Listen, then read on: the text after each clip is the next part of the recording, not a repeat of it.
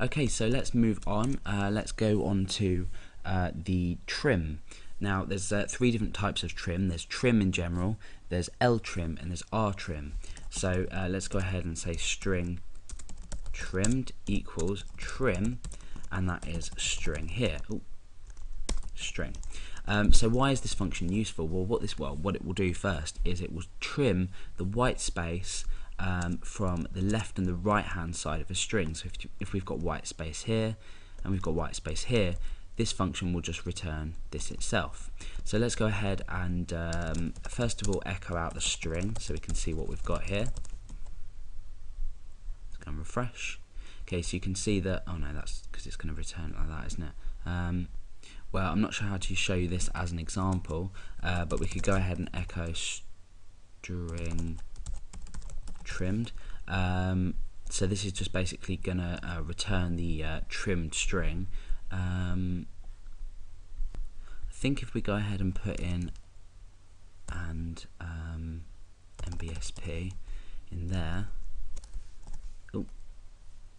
and we put that at the end as well, which is an HTML space, and let's echo out string. Okay, yeah, so now we've got a space at the start and the end of our string. Let's go ahead now and echo out string trimmed, and that should produce, oh no, because I'm using HTML data. Anyway, okay, so let me just explain this rather than demonstrate it. If we were to have a string like this, why might we have a string like this?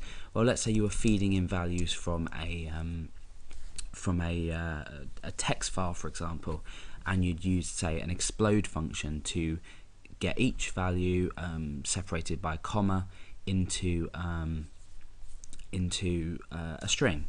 You may have white space on either side. Now this might affect if statements, because you might be comparing, let's say, if the certain value is equal to this that I've just highlighted in blue, when in actual fact it might equal this which I've highlighted in blue, so it might have white space either side. We can use this trim function to trim the white space from the left and the right, which will then just result in the string itself here. So that's the trim function. Alternatively, if you just wanted to trim the left hand side white space, you can use L trim, and vice versa, if you wanted to trim the right hand side white space, you can use R trim. So that is the R trim function, and the left and the standard trim, of course. Okay, so the last we're going to talk about is mainly for security purposes. Let's go ahead and say string is equal to this is a string. Maybe in here we could, yeah, well, we'll leave it as now. This is the add slashes function. So slashes equals add slashes, and we'll supply that with the string. So let's go ahead and echo out string slashes to see the result that we've got. Okay, nothing at the moment. Now let's go ahead and add in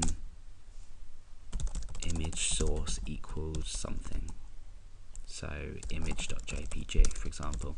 Now the first thing is when we test this, you'll see that it's added slashes before this and this double quotation mark. No, it hasn't. So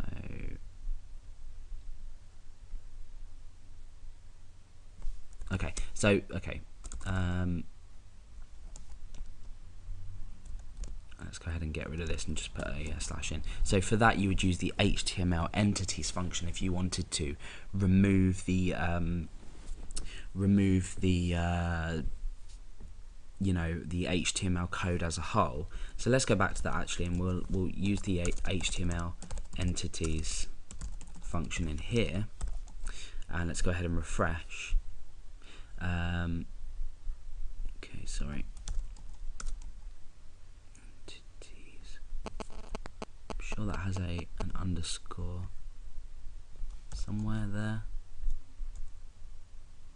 No. Okay, so what have I done wrong here? HTML entities.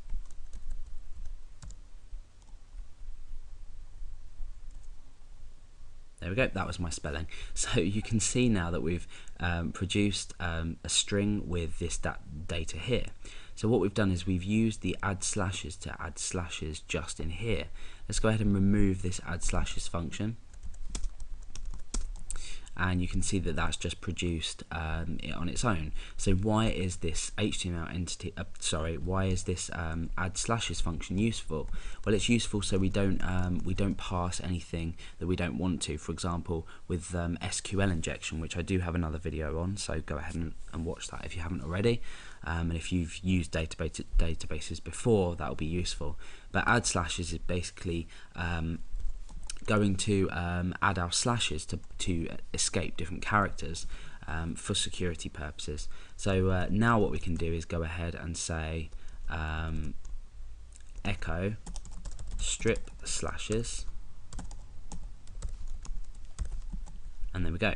So let's go ahead and get rid of that there, and you can see that we've got rid of them. So we've added slashes here and we've stripped slashes here. Let's just get rid of that again so you can see the difference there. So why would you want to strip slashes?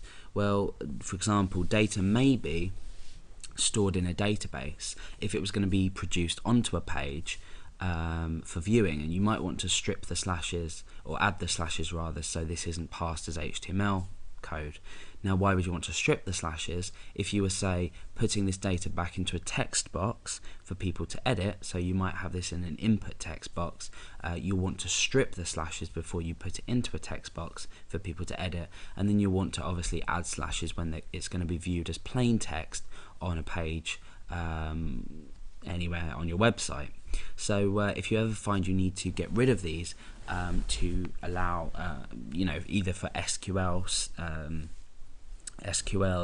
query security, or just to display data on your page securely, then the add slashes is the function to use, and to remove this is strip slashes, which will then allow you to view the plain data.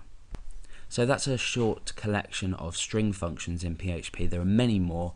You can go to the PHP manual at php.net, have a look through the string functions, but these are the ones that I tend to use, apart from the string reverse. I tend to use on a regular basis when I'm coding.